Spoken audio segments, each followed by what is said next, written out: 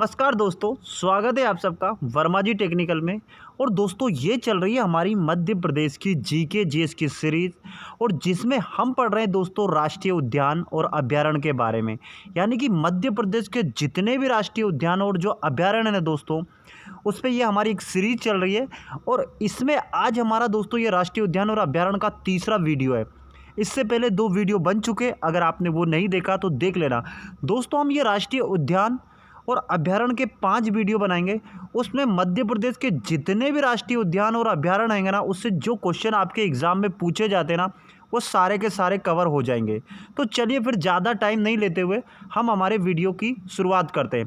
तो दोस्तों आज का हमारा पहला क्वेश्चन है कि जीवाश्म अवशेषों के लिए प्रसिद्ध राष्ट्रीय उद्यान इनमें से कौन सा है। आपके पास 4 ऑप्शन दिए, 4 ऑप्शन में मैं आपको दूंगा 3 सेकंड। जल्दी जल्दी बताओ, जल्दी जल्दी बताओ कौन सा है। तो दोस्तों जिस किसी ने भी लगाया ना घुघुआ राष्ट्रीय उद्यान, तो बिल्कुल आपका सही जवाब है। दोस्तों ये जीवाश्म अवशेषों के लिए प्रसिद्ध है। तो अब जान लेते हैं इस घुघुआ राष्ट्रीय उद्यान के बारे में फुल डिटेल से, ताकि इससे हमारा एक भी क्वेश्चन बाहर नहीं जाए। तो इसकी डिटेल है दोस्तों, कि दोस्तों ये मध्य प्रदेश के डिंडोरी ज़िले में आता है। इसका एक और नाम है जिसको फॉसिल राष्ट्रीय उद्यान या घुघुआ दोनों ही नाम से जान, या तो इसको फॉसिल राष्ट्रीय उद्यान भी बोलते हैं या घुघुआ भी बोलते हैं। मध्य प्रदेश के डिंडोरी जिलों में आता है। इसका दोस्तों अगर आपसे क्षेत्रफल अगर पूछा जाए, अगर अभी आज तक पूछा नहीं गया, लेकिन देखिए आजकल क्या है कि व्यापम है या एमपीपीएससी है ना, बहुत गहराई में जाके पूछ रहा दोस्तों। तो अगर आपको इसका क्षेत्रफल पूछा जाए तो इसका क्षेत्रफल है दोस्तों मात्र 270 वर्ग किलोमीटर क्षेत्रफल पे ये फैला हुआ है। और इसकी स्थापना हुई, मतलब इसको राष्ट्रीय उद्यान बनाया गया था दोस्तों 1968 में। कब बनाया गया था? 1968 में।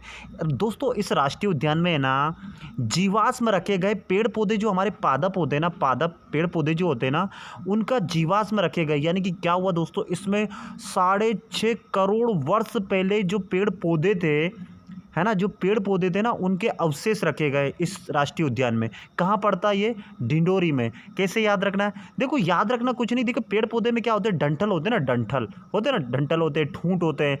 तो डंठल ठूंठ है, तो इसी से आपको याद हो जाएगा डिंडोरी। अब ऐसा तो और कोई नाम है ही नहीं हमारे मध्य प्रदेश के किसी भी ज़िले का, तो ऐसे आप याद रख सकते हो, है ना। तो बस इस क्वेश्चन से इतना ही था। चलते अब हमारे अगले क्वेश्चन पे। तो अगला क्वेश्चन है दोस्तों हमारा,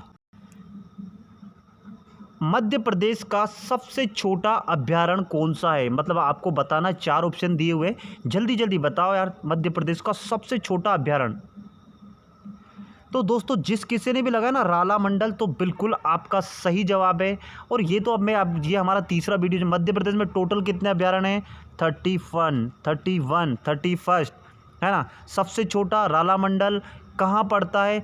अब इस राला मंडल के बारे में मैं क्या आपको थोड़ा सा फुल डिटेल में बता देता हूँ, ताकि इससे आपको कोई भी घुमा फिरा के अगर आपसे कोई भी क्वेश्चन पूछे ना, तो आप कम से कम उसका जवाब तो दे पाएँ, या एग्जाम में पूछ ले तो फट से टिक कर दे, है ना। तो दोस्तों ये राला मंडल पड़ता है हमारा कहाँ पे? इंदौर ज़िले में आता है ये। और अगर आपसे इसका क्षेत्रफल पूछे ना, तो दोस्तों ये फैला है 2.345 वर्ग किलोमीटर में। यानी कि आप मोटा मोटा ऐसे याद रख लो, और ढाई वर्ग किलोमीटर में, है ना। और ये सबसे छोटा है, ये तो पता ही हो गया अपन को। इसके बाद अगर आपसे क्वेश्चन पूछ लिया जाए कि मध्य प्रदेश का सबसे बड़ा अभयारण्य, तो वो है दोस्तों हमारा नौरादेई। क्या? नौरादेई सागर जिले में पड़ता है। उसका अगर आपसे क्षेत्रफल पूछे तो 1194, यानी कि मोटा मोटा, यानी कि राउंड फिगर आप मान लो 1200 वर्ग किलोमीटर में आता है ये, है ना। और दोस्तों ये जो हमारा राता पानी है ना, आपको ऑप्शन में दिख रहा राता पानी, ये मध्य प्रदेश का एकमात्र अभयारण्य है जिसको प्रोजेक्ट टाइगर में शामिल किया गया। देखिए राष्ट्रीय उद्यान को तो प्रोजेक्ट टाइगर में शामिल किया 6 राष्ट्रीय उद्यान, वो मैं आपको पढ़ा चुका हूँ, लेकिन ये एकमात्र अभयारण्य है जिसको राता पानी, जो रायसेन जिले में आता है, इसको अभयारण्य है ये, और जिसमें प्रोजेक्ट टाइगर में ये शामिल किया गया। कब किया गया? अगर आपसे सन पूछा जाए ना दोस्तों, तो 2010 में ना इसको प्रोजेक्ट टाइगर में शामिल किया गया था, इस राता पानी को, है ना।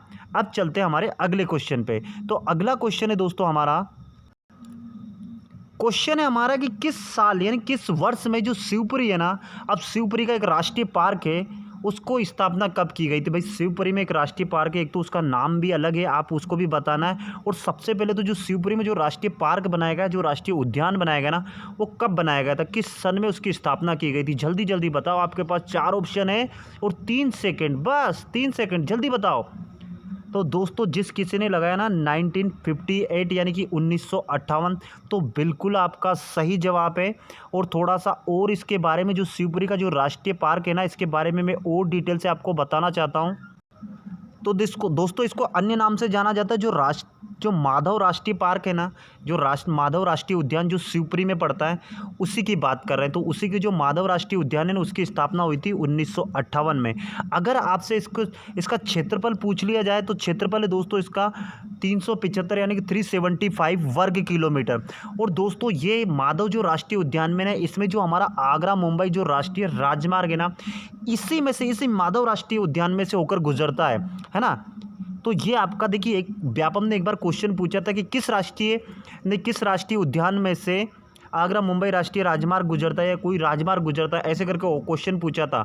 तो ये दोस्तों ये हमारा ये पूछ चुके हैं, यानी कि इसमें क्या छोटी छोटी बातें अगर हमको मालूम होना तो हमारा क्वेश्चन कभी गलत नहीं होने वाला है ना। और अगर आपको वीडियो अच्छा लग रहा हो ना, तो वीडियो को लाइक करना, चैनल को सब्सक्राइब करना और अपने दोस्तों में शेयर जरूर करना यार, है ना। जानकारी आपको अच्छी लग रही हो तो, मैं कोई ज़बरदस्ती नहीं करूँगा।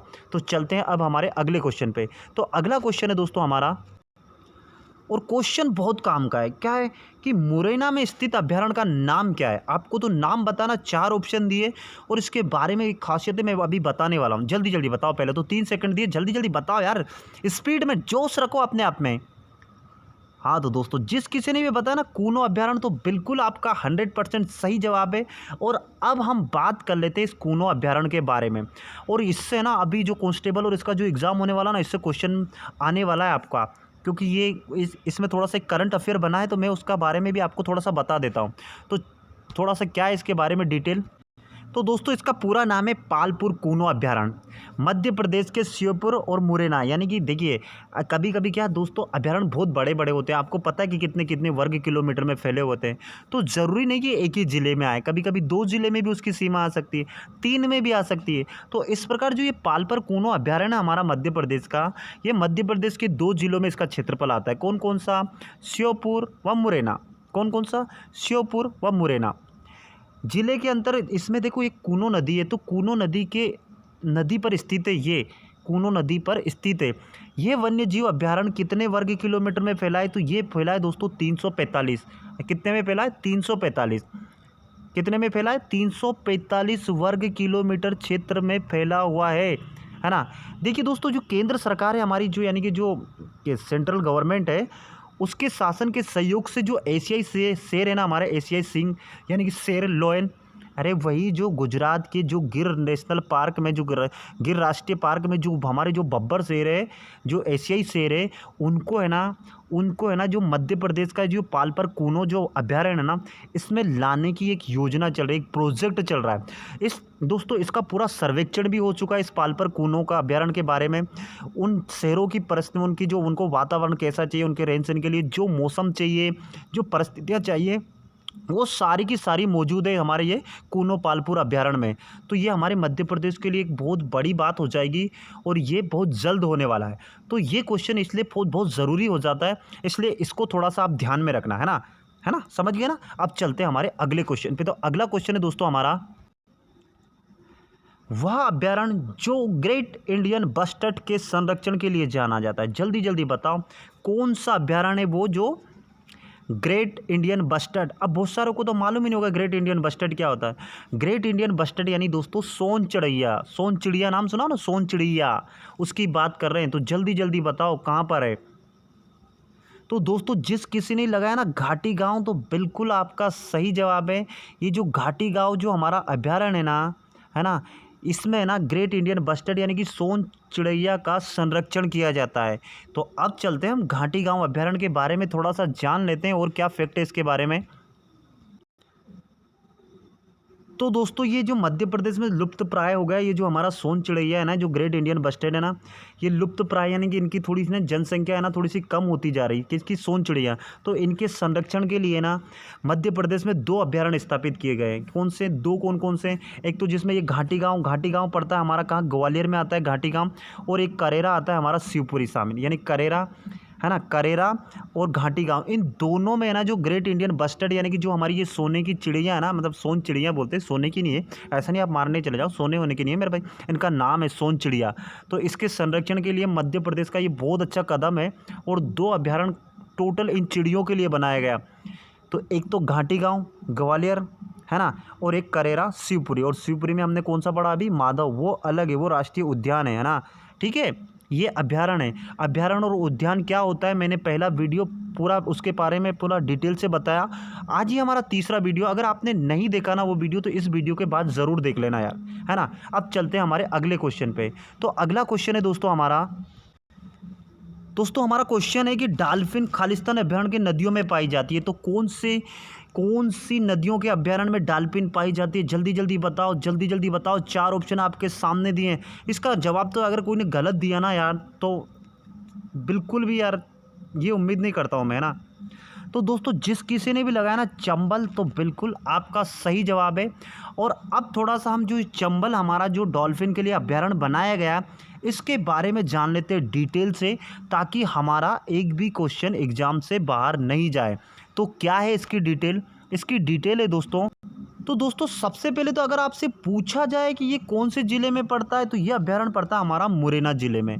और किस विशेष तौर पर क्यों बनाया गया, तो जो घड़ियालों के संरक्षण के लिए, जो घड़ियाल होते हैं ना, घड़ियाल तो आपने देखा ना, अरे वो मगरमच्छ जैसे घड़ियाल होते हैं, देखा होगा यार आपने। तो इनके संरक्षण के लिए अब क्या है कि धीरे धीरे क्या पारिस्थितिक तंत्र के लिए चिड़िया, शेर, टाइगर, इन सब का संरक्षण करना बहुत ज़रूरी है दोस्तों। अगर ये ख़त्म हो गए ना, धीरे धीरे अगर इनकी प्रजातियाँ अगर विलुप्त हो गई ना, तो समझ लो कि पारिस्थितिक तंत्र में बहुत बड़ा बदलाव हो जाता है ना। इस प्रकार बहुत, इसलिए इनको सजो के हमको रखना चाहिए। तो इसीलिए तो सरकारें भी पूरा का पूरा प्रयास कर रही, और हमें भी उनके प्रयास में साथ देना चाहिए, है ना। तो विशेष तौर पर ये जो मुरैना में जो ये अभ्यारण्य है, चंबल जिसको राष्ट्रीय चंबल अभ्यारण्य बोलते हैं, ये मुरैना ज़िले में पड़ता है, और विशेषकर घड़ियालों के संरक्षण के लिए जाना जाता है। किंतु यहाँ से प्रवाहित होने वाली नदियों में डॉल्फिन भी पाई जाती है, यानी कि जहाँ, अब आपको पता है कि हमारी जो चंबल नदी जो महू से निकलती है, महू जानापावर पहाड़ी से निकलती है, और मुरैना में बहती हुई राजस्थान में चली जाती है, राजस्थान, और उधर पता है ना आपको यमुना नदी में जाके मिल जाती है, तो जाती है ना मुरैना। तो इस चंबल नदी में ना दोस्तों डॉल्फिन भी पाई जाती है। डॉल्फिन जानते हैं ना, मछली होती है, डॉल्फिन भी पाई जाती है। यहाँ पर मुख्य रूप से गंगा नदी की डॉल्फिन पाई जाती है, क्योंकि ये यमुना में मिलती है, और यमुना से ये वहाँ जाके मिलती है। तो जो गंगा नदी में जो डॉल्फिन मिलती है ना, वही डॉल्फिन यानी उसी प्रजाति की डॉल्फिन हमारी चंबल नदी में भी मिलती है ना।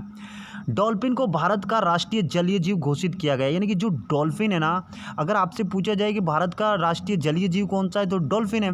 जैसे हमारा मध्य प्रदेश का जलीय जीव कौन है, वो जो महासिर मछली है, जिसको 2011 में राष्ट्रीय जलीय जीव बनाया गया था। इसी प्रकार हमारे भारत का डॉल्फिन को भारत का राष्ट्रीय जलीय जीव बनाया गया, और राष्ट्रीय पक्षी जैसे मोर है ना। तो इसी प्रकार ये तो इसलिए इनका, क्योंकि जो हमारा क्या, जो प्रजातियां विलुप्त होती जाती है ना दोस्तों, उसको है ना लगभग 90% ना राष्ट्रीय चिन्हों में उसी को सम्मिलित किया जाता है। इसके अस्तित्व को खतरा होने के कारण डॉल्फिन के संरक्षण के प्रयास किए जा रहे हैं। किसके? डॉल्फिन के भाई अस्तित्व को खतरा है भाई, बहुत ही कम बची। कितनी बची है? डॉल्फिन की संख्या मात्र दोस्तों 2008 के सर्वेक्षण के अनुसार कितनी थी? मात्र 78। तो देखिए धीरे धीरे अगर ऐसे पूरी खत्म हो जाएगी तो पूरा पारिस्थितिक तंत्र बिगड़ जाता है ना दोस्तों। और एक और बात, इस अभ्यारण्य की अगर आपसे स्थापना पूछा जाए तो इसका स्थापना हुई दोस्तों 1979 में। कब हुई? 1979 में। तो ये था हमारा वीडियो। अगर आपको वीडियो अच्छा लगा हो तो वीडियो को लाइक करना, चैनल को सब्सक्राइब करना। इस प्रकार का और वीडियो पाने के लिए आप क्या बेल आइकन को प्रेस कर लेना, ताकि मैं जब भी वीडियो बनाऊँ ना दोस्तों आपके पास नोटिफिकेशन आ जाए। हमें ऐसे ही मस्ती से पढ़ते जाना है, और एक दिन हम सारे का सारा डाटा याद कर लेंगे। तो चलिए फिर इसी के साथ मैं विदा लेता हूँ। जय हिंद, जय भारत। आप सबका दिन मंगलमय हो।